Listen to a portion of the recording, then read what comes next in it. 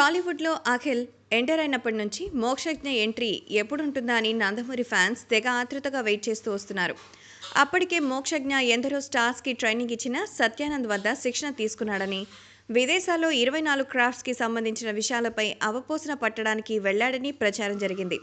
So Akhil లాగే అతడు కూడా త్వరలోనే సినిమాకొచ్చేస్తారని అంతా అనుకున్నారు.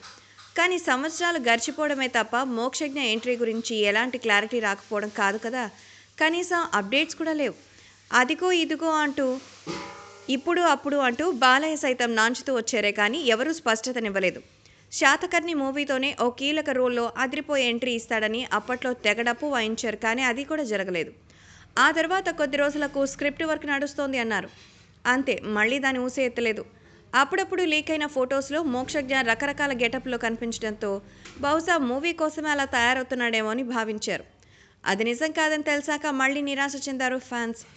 అఖిల్ మూడేసి సినిమాలు తీసేస్తే 'మోక్షజ్ఞ' గురించి ఒక్క అప్డేట్ కూడా రాకపోవడం అనేక అనుమానాలకు తావిస్తోంది. సరిగ్గా ఇలాంటి టైంలో బయటకొచ్చిన 'మోక్షజ్ఞ' ఫోటో అందరినీ హడలెత్తిస్తోంది. ఎందుకంటే అందులో ఓ మామూలు వ్యక్తిగా ఉన్నాడే తప్ప తెరంగేట్రపు కథానాయకుడిగా లేదు. దీన్ని బట్టి అతను మేకోవర్ ప్రయత్నాలేమీ చేయటం లేదని క్లారిటీ వచ్చేసింది.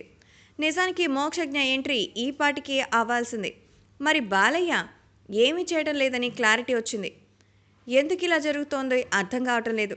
ఎన్టీఆర్ బయోపిక్‌తో బాలయ్య మార్కెట్ తగ్గిందని రుజువైంది. సో వీలైనంత త్వరగా 'మోక్షజ్ఞ' తీసుకొస్తే ఫ్యాన్స్ సంతోషంగా ఫీల్ అవుతారు.